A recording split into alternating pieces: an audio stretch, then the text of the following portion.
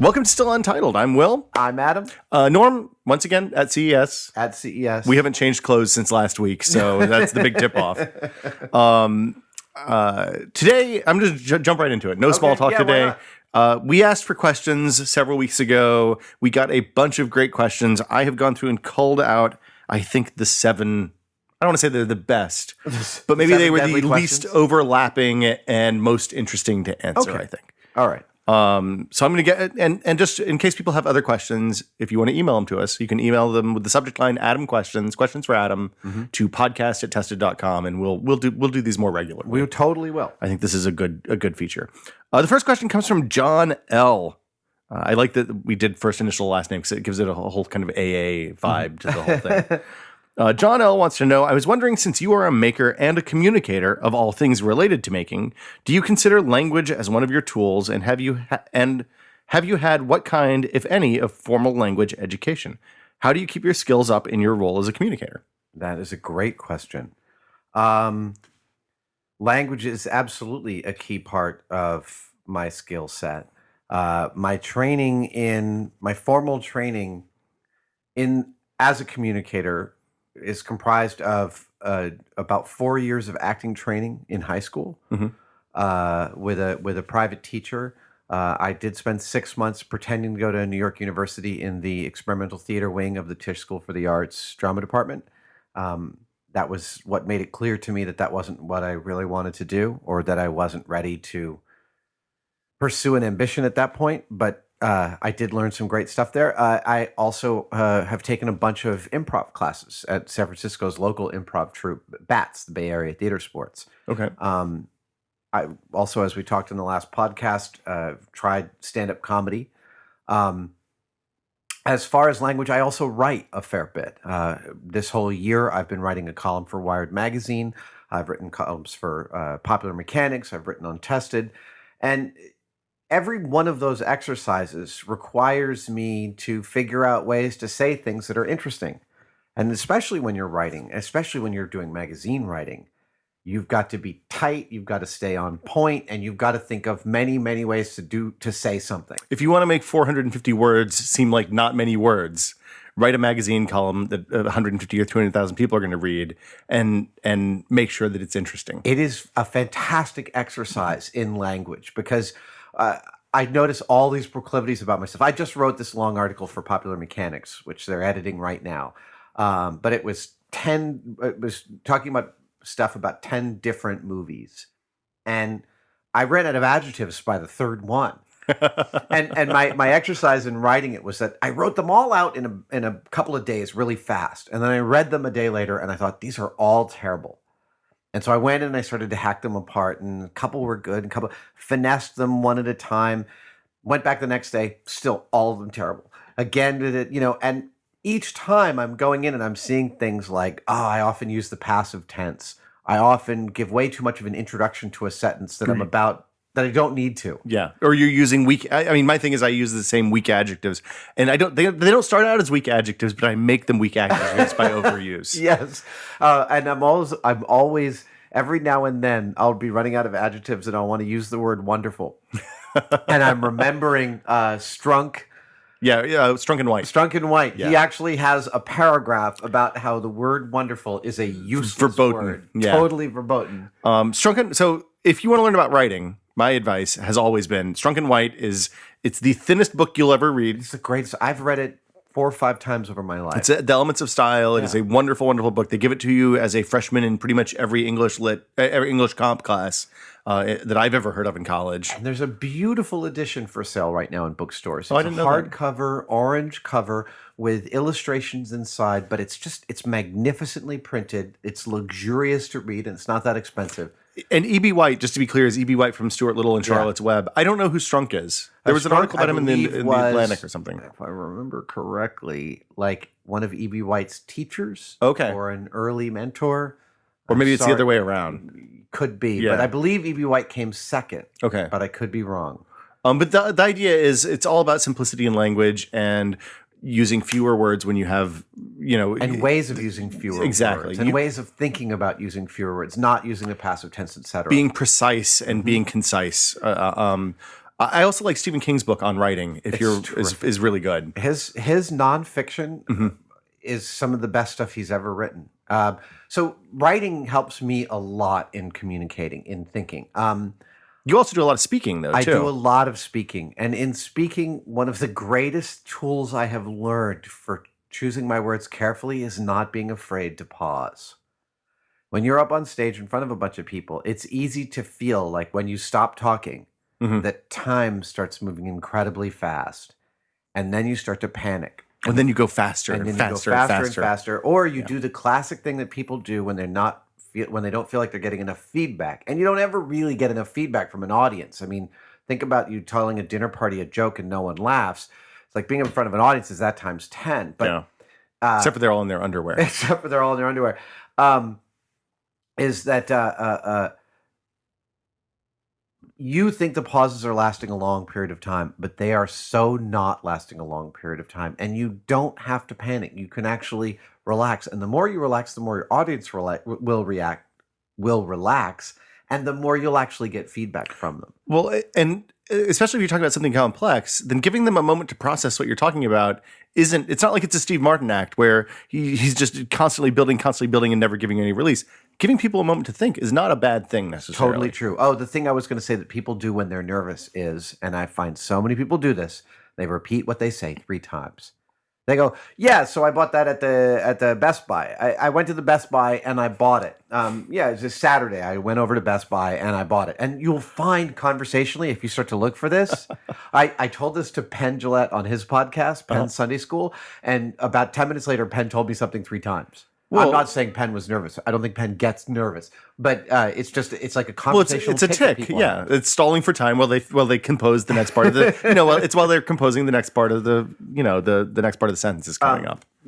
I apologize. That was terrible. I appreciate the guy, the questioner saying I'm a communicator. That's actually something I didn't realize was one of my jobs until fairly recently. I mean, if you'd asked me, I would have said, "Oh, of course I'm a communicator." But I was doing Neil deGrasse Tyson's podcast in New York last year, and I was looking at some of his stuff just to kind of reacquaint myself with some of his best pieces and some of his best writing and some of his best public speaking, and thinking, man, this guy has really just taken it on. I'm going to get the world more interested in what's awesome about science. And I thought, no, that's one of my jobs too. Yeah. I mean, it's the big part. I think. I mean, blowing stuff up is easy. Making people interested about science and building stuff is a lot harder. I think. And actually, talking about how we're going to talk about stuff is one of the places where we argue back and forth the most because it's the hardest part of our job. Next question. This one is from Jordan P. Hi, Jordan. After listening to you guys talk about your favorite movies and books, have you ever thought about penning a novel or screenplay? Yes. Like in the shower thinking about it, or on the outlining? So I did actually. It's funny. About 6 weeks ago, I wrote the first 5 paragraphs of my imitation of an Elmore Leonard novel, just because I love the opening. I love Elmore Leonard. I've read every book he's written, and he's one of my favorite authors. And there is no better writer of dialogue just living writer of dialogue. Tarantino will even say that. But Tarantino lifts from him completely. I mean, to the point that he made a movie. Yeah. No, and Jackie Brown is, while having very little to do with Rum Punch, its original material, the most faithful adaptation of an Elmore Leonard novel. And there's some great stuff out there. Out of Sight, Get Shorty, etc. At any rate, Elmore Leonard opens his books always.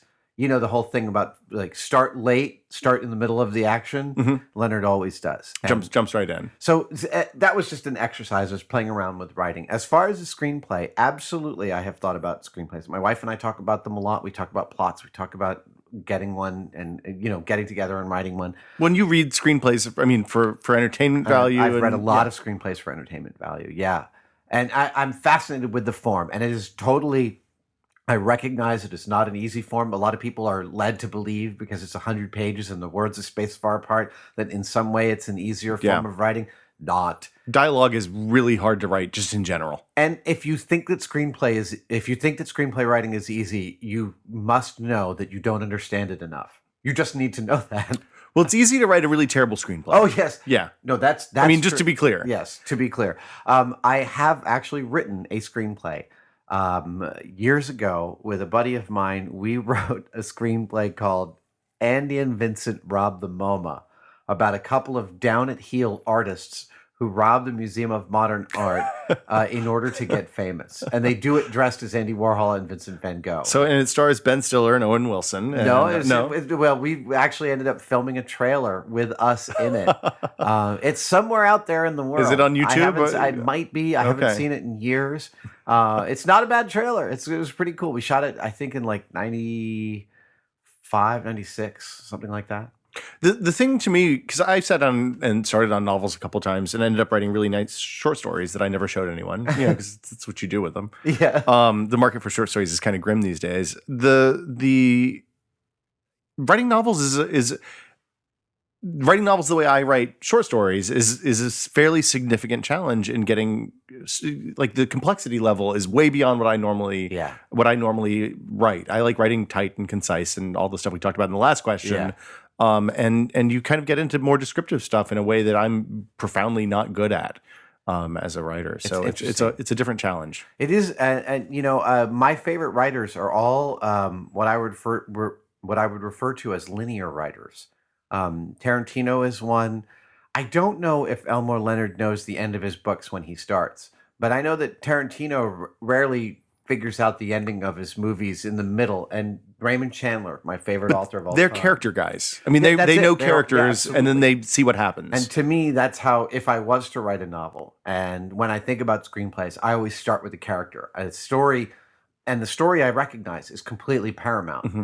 But the story is driven by the character, not the other way. If the characters aren't interesting, the best story in the world isn't going to save them. Precisely. And if the story is not interesting, the most beautiful movie in the world is not interesting. Case in point, I saw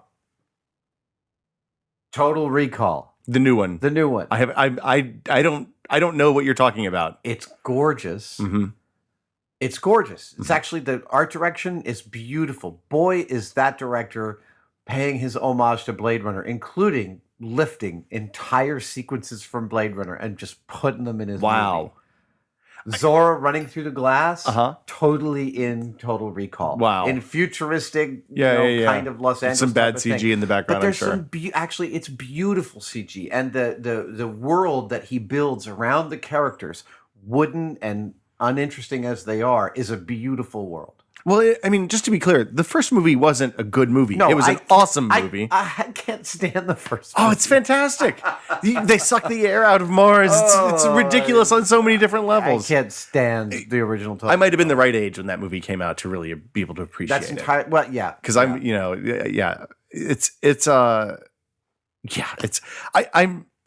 I don't want to think that movie exists. I'm going to go ahead and just... I don't really think seriously about writing a novel. When I read my favorite authors like Chandler or Chabon, I am in such awe of what they're able to achieve and the places they're able to take me that I don't imagine. And I recognize that one shouldn't start to try and write a novel with the idea that you're going to somehow be at the level of your favorite writers. But I don't feel like that's a place that I plan to go. Who knows? Anything's possible, though. Well, and it requires a level. I mean, on some side, writing a novel is 3 months of work if you write 1,000 words a day, and right. If you're Neil Gaiman, right. Well, or if you're Charlie Strauss or one of those guys who's banging out 5,000 word days, and you're like, wow, you are just a bastard. Stephen King. Yeah, it's. I'm not a 5,000 words a day guy on the best of days. No. So the next question comes from Seth B. Seth says, a few weeks ago, you mentioned that you meditate an hour before you go to sleep every night. I'm curious about meditation. I was wondering how and why you got into meditation and made it a part of your daily routine. So I will stop this rumor before it goes any further. I don't meditate an hour before I go to bed every night. Occasionally, when I have trouble sleeping, I will meditate for a while. And that will often help me go right to sleep. The problem with podcasts is you frequently will catch the last half of a sentence. And yeah. So I first got into meditation. I was 25 and I had moved into a large studio space down in the Bayview in Hunters Point. and I had taken a job to do a bunch of large scale props for a party thrower. Mhm. And this guy had hired me to build 16 large scale props and Like tiki fountains and like stuff a like that, huge or book that you walked through to get into the okay. party, massive sculpted topiary with Christmas lights on it and stuff. And we had planned to do it in 3 blocks. We had planned to do this job in 3 blocks. So I was finishing up the first block and I was realizing I am in way over my head. I don't have enough time or energy to do the other 2 parts of this job. But the first one is happening. He's advanced me a bunch of the dough to do it. And I called him up and I said, "Hey, listen, the first job is coming along nicely.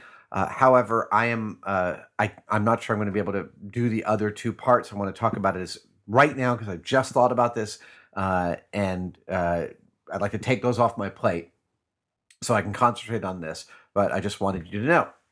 His response was to A, cancel the advance check he had given me, against which I had bought $3,000 worth of materials, and then not return my calls for 10 days. Wow. I still had a job to finish too. Oh, yeah. And so I was finishing this job. My girlfriend at the time had just moved in with me, and I ended up borrowing $3,000 from her, which is always It's a great way to set that off. Yeah, yeah, exactly. And I started feeling a constant pain in my stomach. I started getting, a stress ulcer. Anxiety pain, yeah. Anxiety pain. And a friend of mine was an accomplished martial artist, had been training for 15 years, even at that point, in his early 20s, had been doing it forever and had done a lot of meditation. And so I asked him about it. He just, at the very most rudimentary way, say, if you've never tried meditation before, look, you can just sit there and it's just about thinking about your breath. Your goal is to turn your mind off. Your goal is to concentrate on something other than all the thoughts that are keeping you from being able to think clearly. And so he said, one technique is a quiet breath where you try and breathe as quietly and as softly. Oh, that's my phone ringing. Line 1. We're just going to let it ring. Yeah, that's fine. Breathe as quietly and as softly as you possibly can and stay really concentrated on that. And that actually worked for me. It worked quite well for me. And when I say it worked for me, I was able to do some concentrating. Meditation is a total exercise in failure because your body aches and your mind wanders just constantly. It's very hard to sit still and do nothing. We are messes. Yeah. We are bags of meat and water. Right. Squirrel. Right. And however, it did have a small but appreciable effect on my stress level. And ever since then, at times of stress and times when I can't sleep because things are happening, and in my life I endure a fair bit of stress. Anyone who works on regular deadlines feels constant stress. And, twin 13-year-old boys. That's a whole other source of stress. Yeah. I find meditation is a very nice respite from that. And even, it's Gandhi says it may feel that what you're doing is insignificant, but it's vital that you do it. Just the exercise and taking time out for your brain to chill out is in and of itself an important exercise. Well, and in the world with these things and phones and tablets and podcasts, the amount of mental downtime that I had when I was 15 years old versus when I'm 37 years old, it has gone from nigh infinite to, the time between when I walk out of the front door of the car and get in the car. Yes, and turn on NPR. Yeah, and then the shower's on when I'm in the shower and I'm singing quietly to myself. And I think that, there's been there was a New York Times story about this a few weeks ago that we should talk about on a separate episode at some point. But the tyranny of being busy, like the best stuff I've always come up with comes when I'm not thinking about anything in particular. Yeah. Right. And that's where the most, and if you take away that time to not think about anything in particular, then you lose that. And one of my wife and I have learned through hard experience that while we like to travel and we love staying in nice places and eating in great places around the country, around the world, that our favorite vacation is to stay here and not do anything, watch movies, cook for ourselves, and literally look up and realize, oh my God, it's 2:00. Be comfortable. Yeah. Yeah. There's something to be said about having your own slippers and not the fancy hotel slippers. So that being said, I have, although we take the fancy hotel slippers, so we have them here. Okay, that's good. If you stay in our guest room in this house, you will find soap and shampoo on your bed and slippers by the side. A pillow mint? Yeah. Oh, beautiful. So yeah, meditation has the rudimentary version that I do has provided me some great succor over the years. That's fantastic. Next question is from Joel. Joel says, I recently discovered that there's a gag prop newspaper that has been doing the rounds for many years in the TV and movie industry. Oh, yes. I'm interested to know if Adam is aware of or has had any experience with similar props or gags during his time in the industry. Yeah, there's a name for that type of house. There are printing facilities that make fake magazines, newspapers, candy wrappers, sodas, and all sorts of products that can populate the newsstands and stores of television reality. Back in the old days before it was all product placement and Jerry Seinfeld started drinking Snapple. Right, but even now, these places, there are several of these places. Yeah, there's a Metafilter thread from only a couple of days ago about these places. That may be what he's referring to. Oh, no, this is from 3 weeks ago. Oh, okay. So, yeah. So what he should know is that there's a Metafilter thread, metafilter.net, one of my favorite places online for news and information. It's like Reddit from the 90s. It is like Reddit from the 90s, and also the Metafilter guys are gonna tear me apart for saying that. Well, no. Here's the difference is actually quite significant, and they both have their merits. Reddit is an ungoverned melee, the narco-cynics, and I love it for what it is. Metafilter is rigorously moderated, and the moderators on Reddit are really brilliant at what they do, and they keep a tight watch on the community, and it really is a community. There's a lot of really regular posters. Discussions, even when you disagree with them, are always very cogent and well thought out. I will say, the interest of full disclosure, Matt Howey is a friend of mine who started Metafilter, but it's one of my favorite places on the web. It's yeah. But wait, Agreed. What was the original question? The question was the gag prop newspaper. The gag props. Yeah, so there's a whole industry of gag props out there, of gag products populating television. I would love some of those things because on Mythbusters, we're constantly blacking out and geeking out logos, even down to they asked us to somehow obscure the labels on car tires. So you know what I can't remember who figured it out, but we used that spray stuff that supposedly will turn a screen door into a boat bottom. Oh, like the filler, the goop filler stuff? Yeah. We spray that on a tire, and an hour Wow. later, you can't read what's on the tire. Wow. But that's the degree to which we have to obscure that the world exists. When we first started working with you guys, and I think Jamie said, "Is it okay if we leave the blah blah blah logo on this thing?" And I said, "Yeah, it's the internet. Nobody's willing to pay for that." Well, that's not going to last very long. Yeah, exactly. Mark D says, I have a 4.5-year-old boy, and he's very inquisitive. He's at the stage of his life where he asks me tons of questions, rarely repeats any of his questions. He simply absorbs the answer and moves on. I would love to take this opportunity to start little projects and have my son learn along with me. He's still pretty young at 4.5, but kids often surprise us how well they can learn even at that age. He is looking for any simple but fun projects he can do with his son, or suggestions for books or stuff like that. Well, first and foremost, there's Legos. Lego's great. Lego is kind of great. expensive.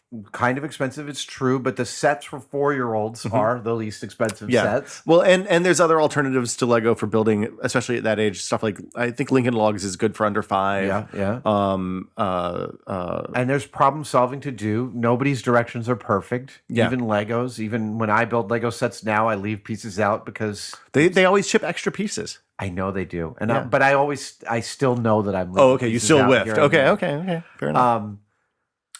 There's also a lot of really great papercraft out on the web, and I'm a huge proponent of papercraft. It's how I learned to build everything. Mm-hmm. There were these books when I was younger called The World at Your Feet by an amazing architect named Alan Rose, who still lives in New York City. And you could build, it's a book that you could build the Taj Mahal with. And this wasn't die cut, pop out, and fold along the lines. This was raw sheets of paper with the image printed on them, and you had to cut them out with X-Acto blades and score them and fold I remember that. It looked terrifying. I built all of those. Wow. And the thing about papercraft that is really great is that it's really easy on a rudimentary level for a kid to understand how a box gets cut out and made. But once you start to build compound curves with Papercraft, and there's, by the way, if you search Papercraft and then anything that you're interested in, someone will have made it. Although I'm still waiting for someone to design a Papercraft of the bathhouse from Spirited Away because I want to build one. But there are Papercraft Millennium Falcons, Papercraft TIE Fighters, Papercraft Battlestar Galactica ships, buildings, all sorts of stuff. And you start to understand compound curves, and you really get at the very most basic level planar forms meeting each other under certain constrictions. And once you understand that, you will understand the rudiments of carpentry, sewing, welding, all of that stuff. Once you can turn a 2D image into a 3D shape, and you also get a lot better standardized tests too, it turns out. Exactly. I would say look for stuff at your local museums too. If you have science and aviation museums, kids museums, they're great source of information.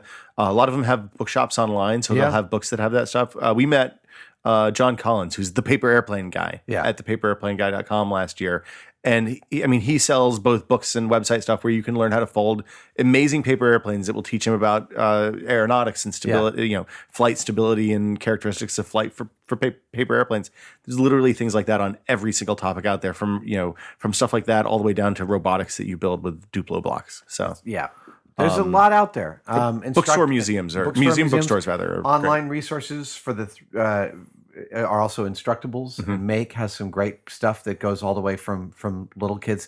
The Geek Dad stuff that Ken I can't remember his last name, but Ken over at Wired is doing is great. I mean, that's a great blog to look at, and that kind of skews a little bit older, I think, than 4.5. But and I don't know how young they skew over at the Tinker School. Gaver Tully's summer camp. Gaver Tully did the TED Talk 10 Dangerous Things You Should Let Your Kids Do. It's a great TED he has Talk. A book too, right? He has a book, 50 Dangerous Things You Should Let Your Kids Do. He runs a summer camp called the Tinker School, where he guarantees your kid will come home bruised and cut. Perfect. Wound the children. And he actually has a school here in San Francisco called Brightworks, which is a DIY maker-based learning school, and it's a wonderful place. I think the more stuff you could do, I mean, at that point, I think just exposing your kid to as much stuff as you can. Honestly, building great. something in front of the kid is also. I learned a lot from just sitting in my dad's studio watching him paint. I learned from, hey, would you get me the 3/8 inch wrench, right? Yeah, exactly. I mean, by the time I was 12, I was really tired of getting the 3/8 inch wrench, but I had learned a lot along the way. And as I'm doing more stuff now that I haven't looked at in 25 years, I realize, hey, I know how to do a bunch of stuff with carpentry and automobile repair just from watching Dad do that stuff for 10 years. So, yeah, I mean, that stuff's great. A couple more questions. Okay. Barry M wants to know, hey, have any of the germ-related myths you've tested changed your behavior in any way? For example, do you eat dip out of a bowl that someone else has double dipped into? Are you kidding? Not only do I do that, I double dip in every bowl I get near. Oh, that completely changes the dynamic of eating at the Savage House. Absolutely. I'm an unabashed double dipper. So those lessons have stuck with you. Well, not just about that. But... Oh no, actually, I was always a double dipper. I just now do it with total permission. Okay, so no qualms with whatsoever. Permission, no qualms at all. It's funny. We're just about to do some germ myths about bathrooms, about public restrooms. Have you done the phone? Is the phone's dirtier than the urinal? I think that Cary Grant and Tori did something like that. I know that Carrie Byron removes the top blanket from every hotel room she's in completely. Yeah. Uses the one in the closet. Yeah. And like disinfects the remote. I don't ever touch the TV remote in the hotel room, ever. I lick it. That's because what's my immune system for? Well, that's true. I mean, if you want to really strengthen the immune system, we can get onto the bar station. You can lick the turnstiles. Right, there you go. There is one thing that I do, and it's just more of like an intellectual exercise, which is that after I wash my hands in the bathroom, I use the towels to open the door. Of course. Or I open the door from the lowest possible point. It's not because I really care. It's just that I'm interested in the exercise of what's the least germ-ridden part of the handle of a bathroom door. Well, the thing I think about is probably the filthiest part of the bathroom is the faucet and the urinal flusher, right? Those are the things that people handle after, before washing. But then the handle of the door would be right up there. Well, and all bathroom doors open in, which requires you to grab something to get out. I found people have started putting towel trash cans by the door now, though. Well, I remember seeing years ago a germ specialist with Matt Lauer, who is himself a noted germaphobe. Yeah. They even found evidence of candida on a escalator railing. So this is a fun experiment. You can go to Amazon. You can buy a bunch of Petri dishes. Yeah. It'll be $15 for 30 of them or something like that. They're Right. very inexpensive. Go get some sterile swabs. You can get those at any drugstore or anywhere pretty much. You can use Q-tips if you open a fresh pack, and then just walk around your house, swipe stuff, take the gel, run the swab through it, close it up, put it in a kind of cool, warm, dark place. And then come back a week and make sure you label each one, obviously. Yeah. And then look and see what's grown there. You'll be amazed. Don't eat, because sometimes bad stuff will grow. But yeah, it's fascinating, and you get a wide variety of tons of different. I mean, there's yellow bacteria, and there's green bacteria, and there's black bacteria, and there's mold and fungus and all sorts. Yeah. It's really fun. It'll teach your kid. Microbiology was the class that terrified me more than anything else in college, I think. I love the germ stuff that we do on the show. It's some of my favorite stuff, and I'm impressed that it has regularly rated so high with the fans, because from a raw televisual standpoint, it's difficult to make great television out of swabbing and petri dish cooking. We did the swabbing and petri dish, and I got done. And I was like, well, I don't know how we make a video out of this. Right. Yeah. But nonetheless, we've been able to figure it out. And like I said, we're just about to do bathrooms and one other thing, which I can't quite remember. From my inaccurate swabbing, the inside of the urinal, because it's cleaned every day, was much cleaner than the door handle on the way out. Oh, absolutely. So, absolutely. think about that, guys. Yeah. One more question. Last question. Bill Doran, who is a friend of the site, he is Punished Props. He makes video game props. Yeah. And an RPF I'm a guy. big fan of his work. He does awesome stuff. I want to get him to make me a Daft Punk helmet. Oh no, that's Harrison Cripps at Vulpin. I got them. But Bill's a protege. Okay, or but not. I mean, they're in different parts of the country. But I think Harrison breaking out and quitting his day job and doing this inspired Bill to do the same thing. Bill is a prop maker. He says, "I'm a prop maker who builds mostly replicas from video games.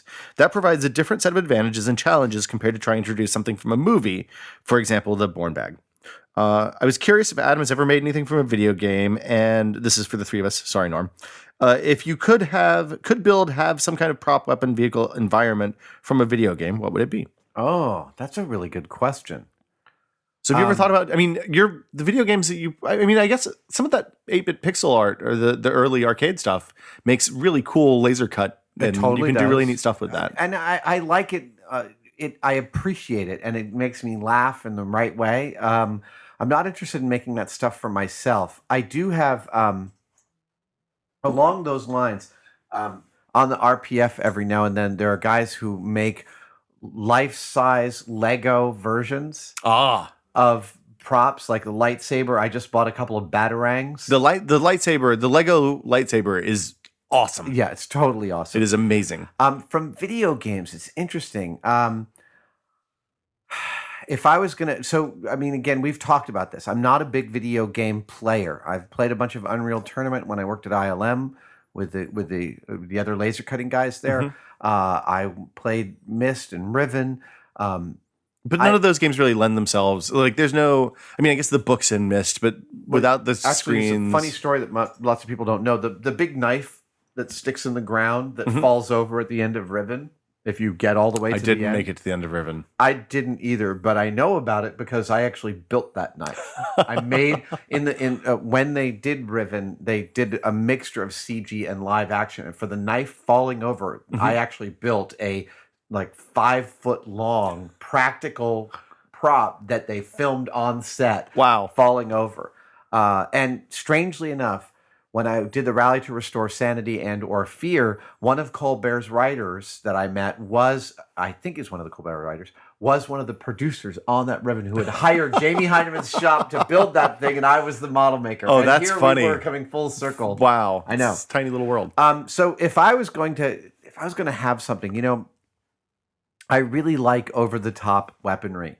Some of my favorite weird guns are like Iria's gun from Z-Ram, which is a very Wow, I have no idea what you're esoteric talking about. Yeah. Japanese live action sort of anime crazy nut Is it job like movie. enormous swords and stuff like that? Yeah, Anime guns or with like millions of things sticking out of them, but beautiful like form Kesher kind of factors. stuff? Yeah. Yeah. Okay. You know, I'm a huge fan of the designs of Jean-Giraud Mobius, that kind of stuff. I've really loved all the portal gun builds that I've seen. I've been wanting one. I just haven't gotten around to getting Well, one. Harrison only did one of those. Yeah. I think he did one, and then he did a mirror image or something of that, and he did the Half-Life gravity gun a couple years later, which is Right. maybe it was the other order. I can't remember, but they were PAX. They were sold in the PAX auction. Well, a friend of ours has actually bought one of those, I think. What is the video game that takes place like in the city underwater? Oh, BioShock. BioShock. Yeah, it's on the list. When we asked for games that people thought you should play, BioShock was very, very high on that So I list. tried playing a little bit of BioShock. Okay. And I thought the props and the pieces and the look of that were absolutely gorgeous. It's very gamey. It is very gamey and, you know, super steampunk. And what you should know about me, and I don't know, maybe I should put up some of my early sculpture on to test it, because what you should know is that I was doing steampunk in like 1990. So way when it was ahead of when the people curve. were really using that as technology still. Yes, exactly. You were building functional steampunk prototypes. Precisely. Well, that's great. Yeah, BioShock is a lovely art style, but it might be too much of a video game. I think. I love I'll tell you the other thing that I love, and if someone came out with them, I would certainly purchase them, is like books. You know, Riven is full of the books that he's finding, and the things are being written in them. I love that kind of stuff. The custom bound, Absolutely. handmade, gorgeous Yeah. books. Yeah. I totally love that kind of stuff. So for me, it's hard to know, but we should review the video game suggestions that we got, and I should play one. Well, once we're back from but we can do that one of two ways. Yeah. We should talk about it off air, but I think we'll either play one game and make each show one game and talk it through and All try right. to play for 30 or 40 minutes or whatever, or we can do a condensed as many as we can cram into an hour. And Oh no, I think we should do one game. I think one per is a better way, a better approach. But and that'll do it for questions. That'll do it for questions.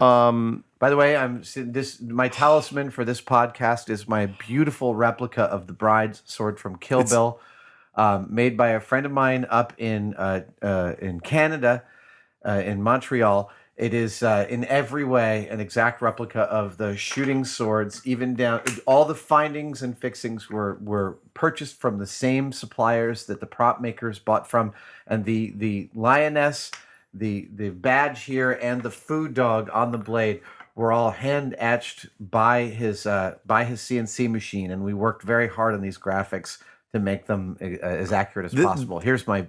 It is something like literally. We'll pause a minute and show it at the camera at the very end. Yes. And then Norm's going to come take pictures at some point. Perfect. It is gorgeous. It is a really beautiful piece. It is, of all the stuff that you have, Adam. You've collected a ton of neat stuff over the years. This is the winner. Yeah, I love this thing. Maybe the Maltese Falcon. Yeah, the Maltese Falcon and the Blade Runner gun. And the Blade. Those two are win all for pretty me. good. I mean, they're okay. Because I made those. Yes. I didn't make this. Fair enough. All right, I think that'll we'll do see you guys next week. As always, we would love reviews on iTunes. Absolutely. If you want to find us on Twitter, Adams, don't try this. The tested is tested.com. I'm Will Smith. Norm's Zen Chan.